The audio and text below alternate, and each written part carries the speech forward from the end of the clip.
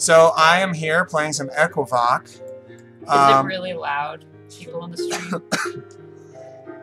I'm a little sick, sorry. That's my voice sounds a little weird. I'm going to turn the volume down on our end a little bit. You should still hear it pretty good. But let us know about the volume levels, y'all. It's not loud at all. Good. Is that? I've always wanted devs to play through their games and give commentary as they go through. Well, that's what's about to happen. Yeah, we're gonna play through it. I got a big bucket of candy, so I'm ready. So one thing is, I'm gonna run the game again because I actually love how when it starts, this is something I really like. Is it gonna start over here? It is. Come on, whoosh. I love that it just shows that and you hear that. That's like a really good effect. Thank you. I really like that. I like games that don't have a lot of stuff in them. I wanted to just kind of get right to the point. Yeah, so our new game, I love the fonts, obviously. Although, are these fonts just the, what's it called, font? Or did you choose these fonts? I chose those fonts. Okay, That's cool. Quicksand. Quicksand, cool. It's a Google font. Nice. I liked it because it was rounded.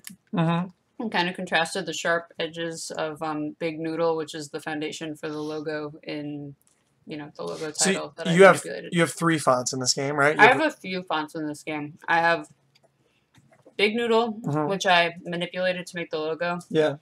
Quicksand, which is the body text. Then there's Tipnik titling, which is used for additional, the titles. It's the weird wonky serif old timey typeface. The one that was in the new game and all that. Yeah. Okay. And then there's another typeface. I can't remember the name of it off the top of my head because I only used the punctuation. Oh, interesting. Make sure people can read. You're going real fast. Well, okay, yeah. So I don't know if I'll go slow so you guys can read. But I assume you're also listening to our commentary. So yeah, but some people might want to read. Okay. But yeah, I only used the punctuation from the other typeface because Tipnik has no punctuation. I'm gonna move the mouse. I'm gonna talk about fonts a lot probably because that's a thing that I do. Yeah. Sorry, stream. Here I have a critical thing. This is a pet peeve of mine: is no space after ellipses. Yeah, I'm sorry. It's okay. Take it up with the coder and put the type in. Or me, probably, for forgetting to do that. So, can you play this with just the keyboard? I guess enter and okay, it's just enter. I see. Cool. That's better because then the mouse won't be in the way. So why don't you talk about Bunt? What about Bunt? Bunt's the main character. You designed this character. I don't know. Talk about the design process for this character. How did you? Where'd you get the idea for this character? Well, Bunt has been in my head for a long time because this game has been in my head for a really long time. Following the viewing of An Honest Liar, which is a documentary about James Randi, I really wanted to make a story about the people who lie about the supernatural and the idea of truth and those ideas, and I thought that it would be good to have a protagonist that's like a magician's rabbit and someone kind of navigating these ideas. It was important to me to have a gender-neutral protagonist because I think that's a really great, awesome movement that's happening in video games right now, like with Frisk from Undertale. And once I played Undertale, I was like, this is the greatest. This is really awesome. I really think more games need to do this. It's also really practical, too, because, it doesn't exclude... It kind of, includes everybody in a weird way. Well, most everybody, yeah, I'd say so. Frisk is pretty inclusive. Nick's got a comment. Read-only memories did a really cool thing with this, where at the start of the game, it lets you actually input the pronouns you want your character to use, and then it'll, substitute those into the text for you. Yeah, that's awesome. I'm glad more games are doing that.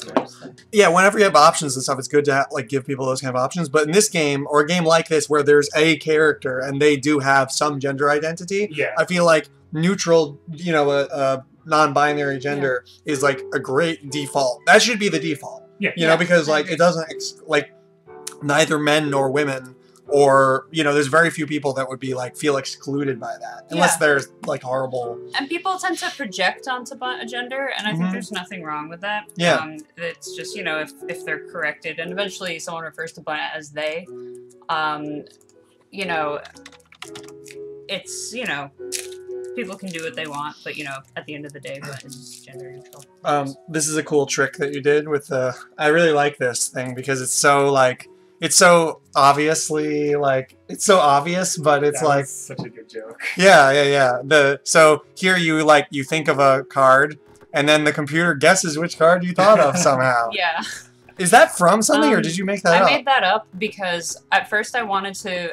At first I was really like, should I like pay someone to think of a magic trick because magic tricks have copyright? Oh yeah. So they do. So you can't just put a magic trick in a game because you will get sued.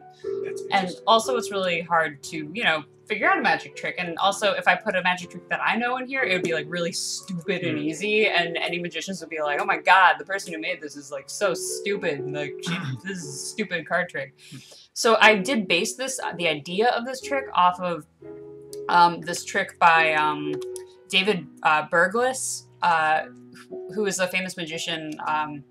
Darren Brown is really admires David Berglis, and in fact, Sablegrass is an anagram of Berglis's name with an extra S thrown in. That's cool. But his famous card trick is any card, any number, and that's kind of what Mid's card trick is referring to, which is basically he would shuffle a deck of cards and basically be like, tell me when to stop and just think of a fucking card, and be like, here's your card, and you're like, oh my god, you're probably the devil, and that's what he was doing. Another thing that I snuck in with the card tricks is the card options are all on the card rack behind Mint.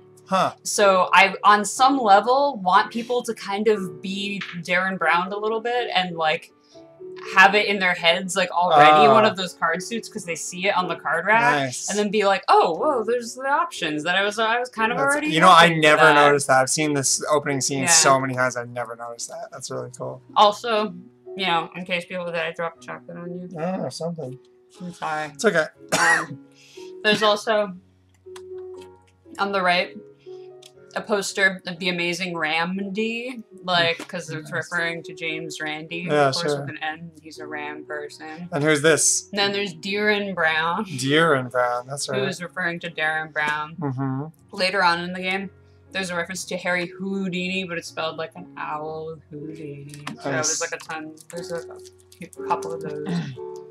I'm like constantly referring to things and putting things in that I don't think anyone ever sees but me, and just cackling in the corner. Peter Potato says, Houdini, I love that. Also, Bucky says, so there's the option for everyone to call the protagonist loser instead of using pronouns. I know what the option's intended for, but you have tweens playing. Yeah, I think that's fine. I mean, you can put like, you know, you could put like a swear word in or something. Like, who cares? If that's what people want to do. That's what people want to do if they feel included. I think that's important. Yeah, totally. It's totally worth that. I remember when I would play Final Fantasy, when I was like a little kid, I would always name the kids profane, like the characters profane shit.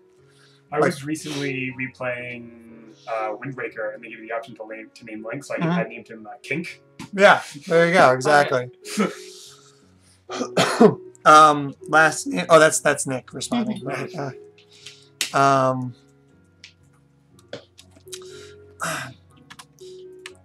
Who wants to bet I'm gonna eat like half this candy? We save. I mean, someone always has to.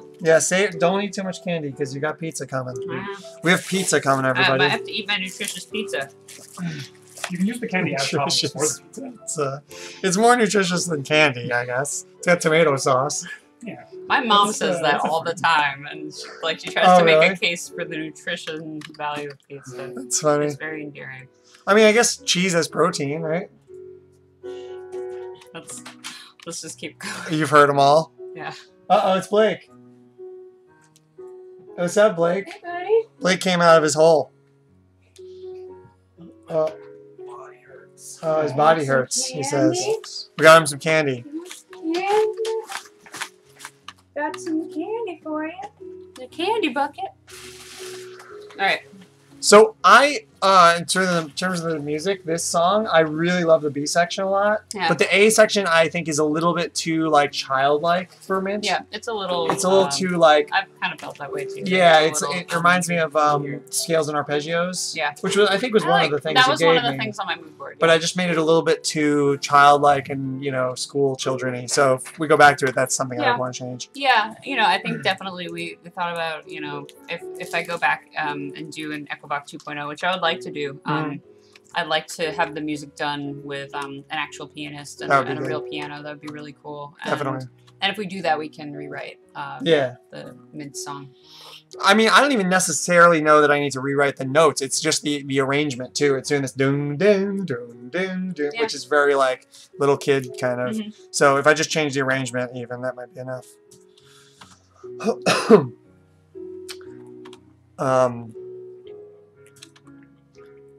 Yeah, so what are some other things that you are thinking about doing for another version? I would have probably maybe some subtle animations or at least more expressions. There are very few per scene because I made this in like 2 months, but probably more like 1 month. Really? From beginning to end? Yeah. Well, we were doing the music for a long time before, right? Yeah, for the music was in the works from before because it was originally going to be a rhythm game. But that's right.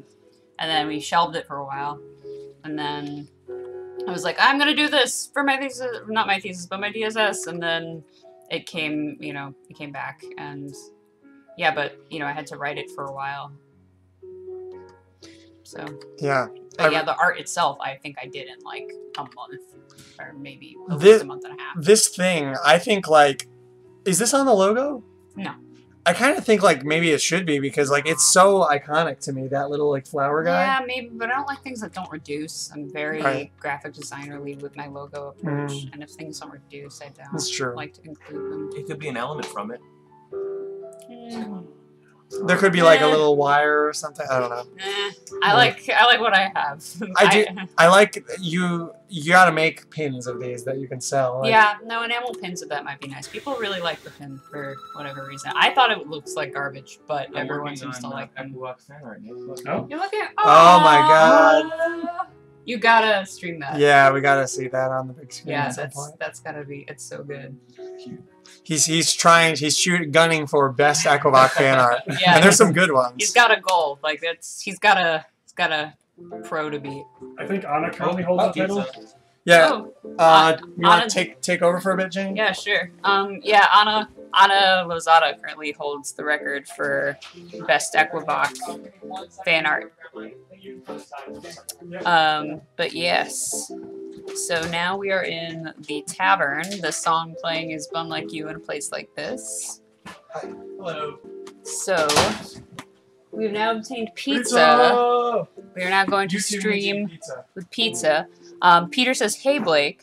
Hey Peter. And he says, "I bought this game for my internet friend from Trinidad, and she already played it twice." Oh, thank you, Peter. Wait, who played it twice? Peter got this game for his friend from Trinidad, and she already played it twice. That's so sweet. Thank you. Who do you know from Trinidad? There's a friend. Peter has a friend. How do you meet someone from Trinidad? I don't know. That is a good question. Alright, let me get back in here now. Alright, yes, sorry. It's okay. Worm on in. On second viewing, I kind of bungled her eye shape a bit. There. Sorry, Jesus, come on. I'm trying. It just looks like a fucking girl. I think you nailed the. I think it is quite ambiguous. I think I've nailed it too. Yeah. Frankly. It's the hair. Boys have long hair. Yes, but the ponytail. Look at yourself, Blake. Seldom are they in a nubby ponytail with a front bang like this. This is a curls haircut. I honestly think it's. And I think 99.5 out of 100 people would agree that it's in a the Victorian era, like weird world like this. Come on, son. Public consciousness. Come on, son. Public consciousness. You 99% match on OkCupid. Wow. That's pretty high. That's pretty high. Compatible. What do you call people from Trinidad? Trinidadians? Trinidodes? Trinadudes? Trinadudes is good. Trinadudes. Whatever they currently are doing, they need to change it. They need to change it immediately.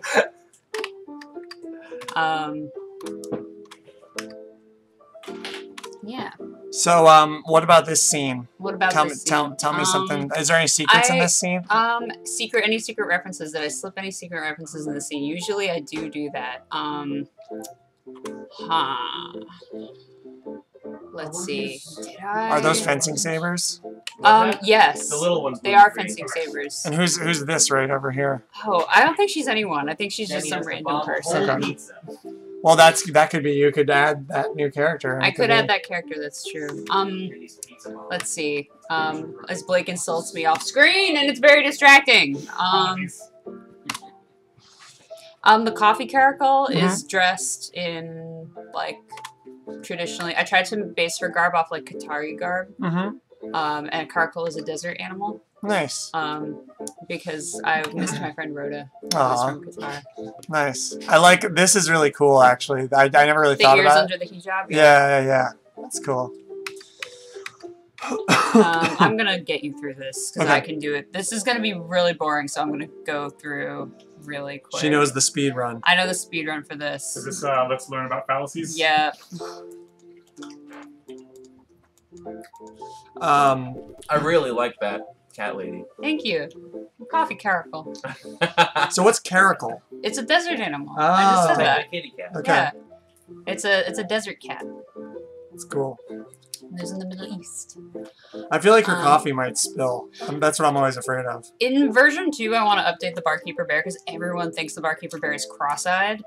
Because I just had this image that you're on the other side of the bar and she's like looking down at you. Yeah. But everyone thinks that she's just cross-eyed. I see. We'll fix that too by making the irises larger and cover more of the bottom of the eye. Yeah.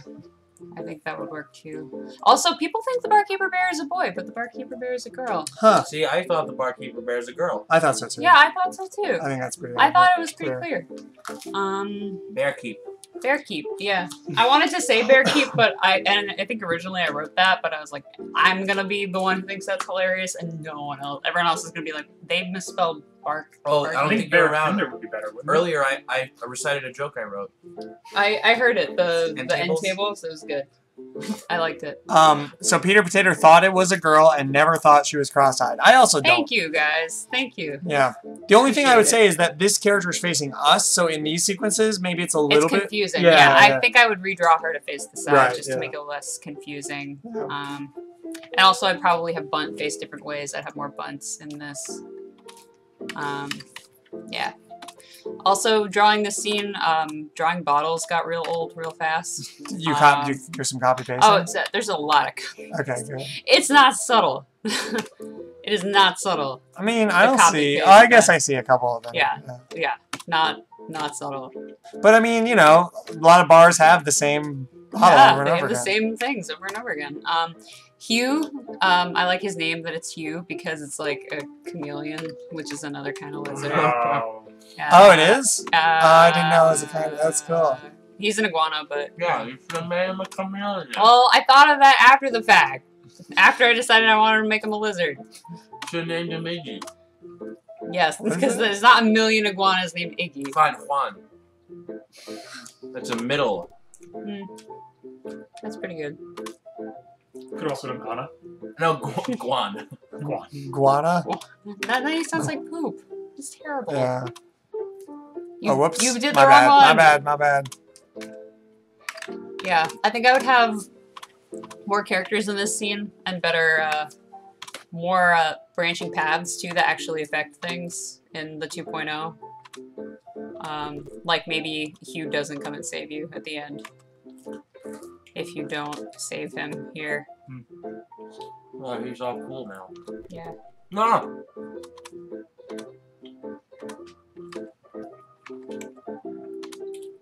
So how much of like that thing right there, helping people, lecturing people, what does that affect?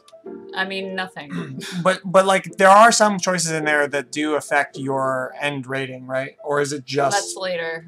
Okay. Yeah. Once Spoiler? the spinner. Yeah. Okay. Thanks. Spoiler alert. I almost said a spoiler. This song is called Bends at the Seams, but seams is spelled like S-E-E-M-S. Also, there's a version of it that Blake sings, because originally this game was going to be I sing in the Ken Ham voice. Yes, because I wanted him to sound like that guy. But yeah, so Blake sings a version of this. I think we still have the audio somewhere, and Blake did an awesome, phenomenal job. We should use that as social media. We should. If we still have it. A lot of my recorded vocal copies for these are gone, which is annoying and unfortunate.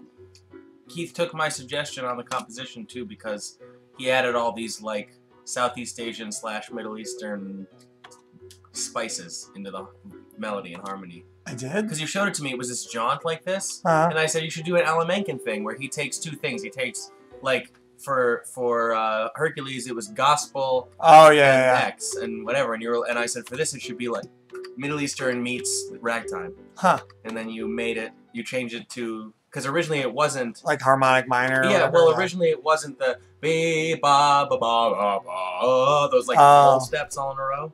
It originally didn't do that. You don't remember? Vaguely. It was a while ago. I wrote that song. So a lot of these songs, like you said, because of the rhythm game, I wrote them a while ago. Who's this character? This is DeWitt Whiskerby. He's the spoon bender. Okay. And, what animal is he? He is a naked mole rat. Oh. He looks like a furry mole rat. Or he's a furry mole rat. I don't know. He's a mole of some sort. Mm-hmm. I don't remember. He's a rat mole. I should probably remember, but I don't. So the thing about this is these are all actual real ways to bend spoons. Mm-hmm. They're all correct. Cool. There's only one real way. So the way that only one will give you like a different sprite for DeWitt, which is the way that he's actually bending spoons, but he'll still tell you you're wrong. Okay. Because he's obviously not going to tell you you're right. Yeah. Like, why would he? But the way that the way that the correct answer well, I say quote marks, but the correct answer for DeWitt is the same one that Uri Geller uses. So that's the way that James Randi outed him, which is ratcheting using a real spoon. But you're bending it at the table, and then you're disguising the bend using angles until you bend the spoon with your mind. Disguising the bend, that's the number 2. That's called ratcheting, when you disguise angles and then you move it. Yeah. It's cool that, like, the theme for this game, like, the whole magician thing, like, you really kind of, like, know a lot about that topic. I know a little bit about it.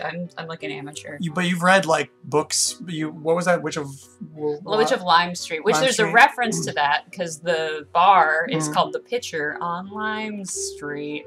I'm the only one who thinks that's funny. That's okay. I don't get it. It's The Witch of Lime Street, The Pitcher on Lime Street. Pitcher? The Pitcher, because it's a bar. Like a glass, like a pitcher. No, I know what a pitcher is, but it sounds like witch. The Witch of Lime Street. The Pitcher on Lime Street. Stretchville. Back me upstream. Yeah. I really like this. Yeah, all one of you. Yeah, what? I'm in between. I think it's pretty good. It could be better. What's up, Ben? Yeah, man. Yeah, just gluten-free pizza. Have gluten-free. I mean, take the Cinto pizza. I don't know if you like gluten-free pizza. Because Jenny bombed a whole pizza and she's the only one eating Cinto pizza.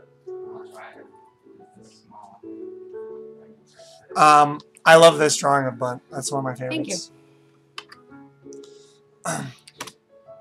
This is, Peter Potato says, "Hey, Ben."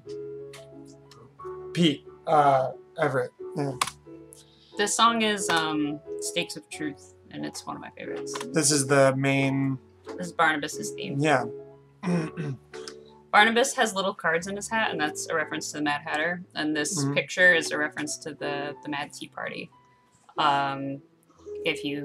People who are familiar with the John Tenniel illustration will remember Alice being like, "The fuck," and nonplussed.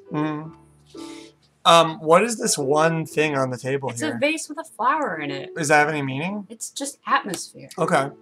It just looks so conspicuous. It sets the tone. I see. Is there anything deliberate? Because I know that with the Mad Hatter thing from the original Alice in Wonderland, Mad Hatter was actually a rabbit, wasn't it? A bird thing? No, that was the March Hare.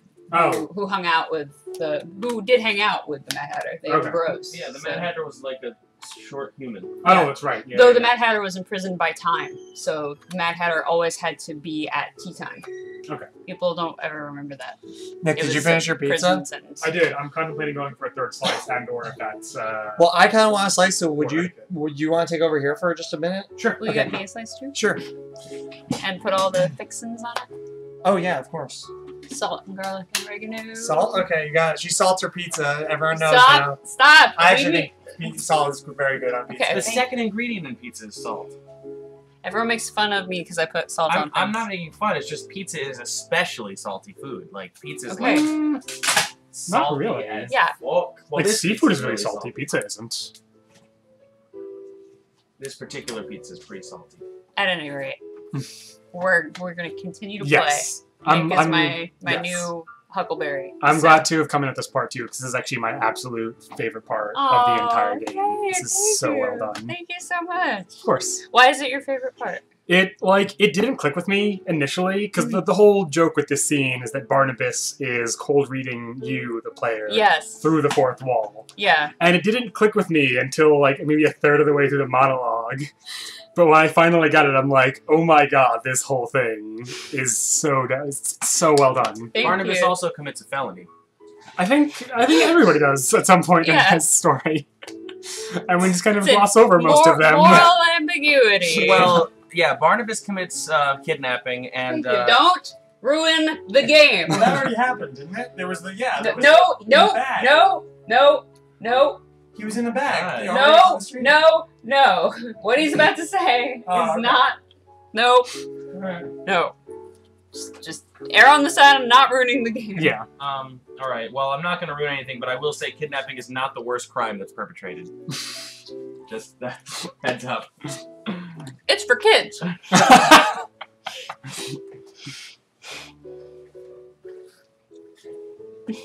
So this is where Barnabas cold reads you, the player. Maybe you can relate to some of these things. Oh god! Oh dear. Everything's terrible. Ah! Keith, everything's terrible. She returned. Why did that happen? That was horrible. You pressed the history button. I guess the formatting just Never doesn't do look that. good on Just hit the PC port. enter enter to Are go. you swapping back in? Is Nick getting more pizza? What's happening? Nick, Someone needs to play. Let me though. finish this piece of pizza and then Okay. I'll swap back. Sounds good. Nick, you want to play? Sure. I don't know. I will eat pizza. Yeah, Super stream attractively on the people tell me if I'm moving too fast with this dialogue or not. I don't think anyone's really reading it. I think we're just kind of commenting. So You can why go are kind of worried slow. about me Fair, spoiling yeah. it if no one's even reading it? Because they're going to get the game, hopefully. Or I'm going to cut this out and use it promotionally. and then those people who see it will get the game. In that case, me saying there's first-degree kidnapping That's not the is point. advertising. I That mean, makes it intriguing. that does. You But can kidnap other your players. things. My neighbor used to cold read my whole family to tell us what thoughts our cats were having. Ooh. That's so cool, impressive. Yeah. But yeah, this particular scene is wonderful because it's definitely targeting like people who have creative pursuits and like make things in their spare time, and it like definitely addresses a lot of like the insecurities that I think is very common for that sort of person, which is really wonderful. That's so I think also more people like have creative pursuits than people think. You know, like people who would not be traditionally considered creative. I think also have like dreams of doing creative things and would That's consider true. themselves creative. So Yeah. I think it's sort of endearing also because it's Well, like she messed up the card. we're all like this on Yeah. the inside. Everyone has imposter syndrome. Everyone's like this. Yeah. So this guy's name actually Stooge, or did he just not like... Yeah, he's Stooge. Also, a Stooge is a term for someone who is a plant in a magic act. Really? Yeah, so a Stooge is, you know, like you, sir, like, we've never met before, but then they definitely have met before, and there's someone who's used in the act to help a magic trick happen. So, I mean, he might just be I think he might be a Stooge. I think that just might be what he calls his Stooges, but that's why I use the term Stooge for the Stooges. Cool. So now this is a waffle dinner? Yes, waffle dinner. Looks like we went with the waffles, which was, the answer for that was I actually really like waffles. And that's accurate because waffles are the best. Absolutely. So, by far. I have a small criticism, which is that waffles are not usually served, I feel, in stacks. Yeah. So if it weren't for the grid pattern at the top of these, this would definitely look like pancakes more than anything. Only Belgian waffles are served as a single waffle. Yeah. If they were Eggos, they'd be served in a stack. That's true. These are very large waffles, though. I mean, but I kind of want... Nick's family got money. That's also, no, because these are served... This is a triplet. He was a waffle maker household. This is a triplet. So you I go waffles, you do in pairs. You know what, though? Those are thick-ass waffles. They look like Belgian waffles. They're kind of like Belgian waffles. So that's a lot of waffles. I feel like if I Googled stack of waffles, that's like a thing that I would see. Also, yeah, but you can Google literally anything. Yeah, in cartoons you eat lots of food. Fair. It's because you burn a lot of energy running away from things. Yeah, and like having your limbs extend. Yeah, exactly, yeah. A lot of energy. Mm-hmm. Stack of waffles. Most of them are waffle iron square waffles. But they're still stacked. Yeah, but these totally are... So these are typically stacked waffles. What I want to do is... These are stacked waffles. Make a note of how many results you have for stacked waffles. Oh, right here, Eggos, like I told you. And then compare that against the amount of results you get if you search for stack of pancakes. Well, come on now. We all know we stack pancakes. No one's arguing that. Yeah, and no one's arguing that. It's also, though, I don't accept that it's unconventional to stack waffles.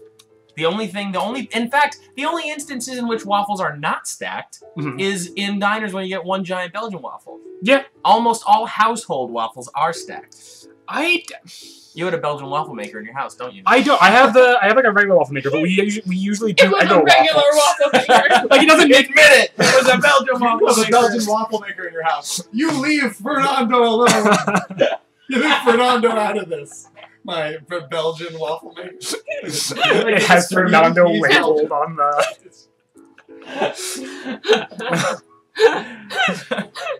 That had levels. I just pieced out all the levels. Wait, what are the levels? Because he's richer than I thought that it was like he named the waffle maker, but then I realized it was like literally like a chef who makes waffles. Yeah, exactly. And he is Belgian. Yes. And he's Belgian. Waffle maker. Fernando named the waffle maker, but it's not named Fernando. Nicholas, do you want more waffles? That was German. I don't know if a Belgian accent and a German accent are very they different. speak Belgian French. Belgian French. Right, Yeah, they never speak mind. French, but like I thought they also. I did the thing. Oh yeah. I think I might be speaking of Switzerland, but they speak German also. Do you want another piece of pizza? No, can I get a napkin? Nick, have you seen the Street Fighter film with Jean-Claude Van Damme? No, and I feel like it's better that way. We're getting distracted. Do you want to hear a quote from that movie, a Jean-Claude Van Damme quote?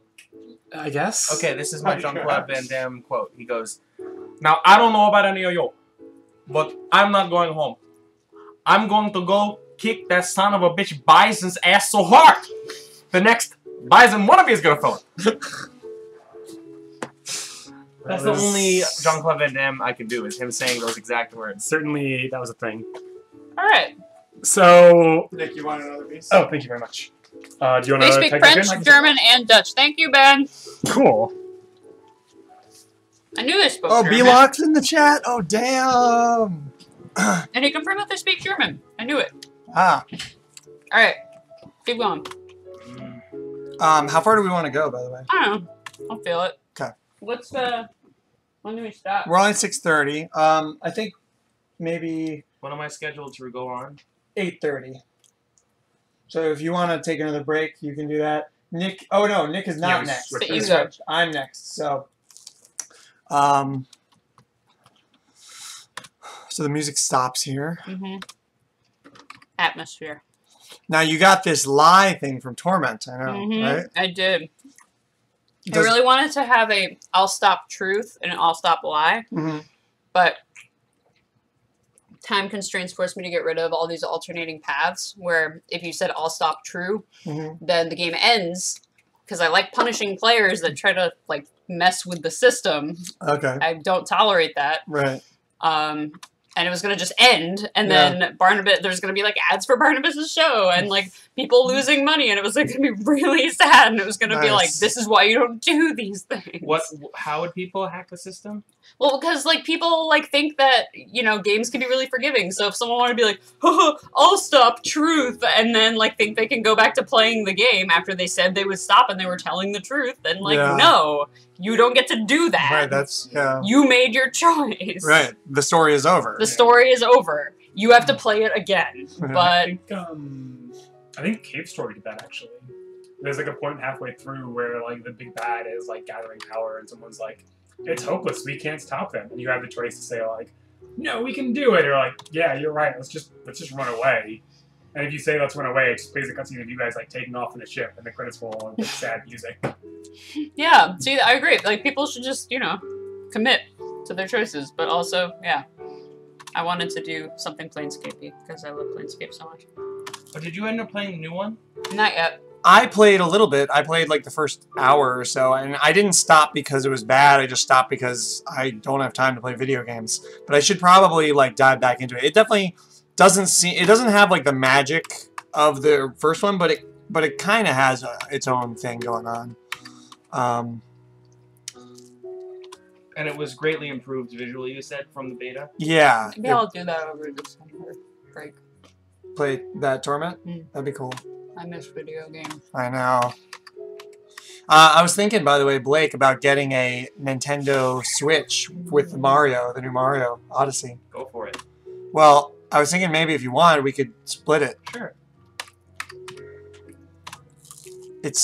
I don't know, though. It's a big decision because, like, it might be like we get it, and then it just, like, kind of sucks, and then it just collects dust, and we wasted money. Well, Again, like last time and the time before that. To be fair, I don't mean, maybe you didn't, but I played a good amount of Nintendo Wii U. We can kind of wind it up. Okay. So, yeah, we got this little icon on the top. I don't know if you want to talk about that. But sure, you spend using your Wii U. The spinner? Yeah. Like a PS3 or an Xbox or something. Determines whether your status is at True Magician or... I mean, I play PC mostly. Fair. Does that change it? No. But some of your statuses, some of your responses will change the status from... Yeah, but that's True because Magician the only thing I played was a shooter. To false medium. And like, and that will determine the outcome of the game and your ending. They're very timeless. By the way, these would be great promotional materials. I don't know if you've ever thought of doing like that. What? Like, I just feel like because people would want like a button or a badge of those because it's like I am a false medium or whatever. I am like a. Yeah, I thought about that. They'd be good enamel pins. I also just really like the like dot. You know, I'm big on dot eyes. I don't know if you know this about me, but I also really like that. That reminds me of. Something from the DMV, also. Oh, Department of Magical Vehicles. Yeah, like when Sam Hain loses his head and has to get a cake. A cake for a head. Yeah. That's what that's like. Yeah. That is what that's like. All right. I forgot about that. Well, we'll wrap this up.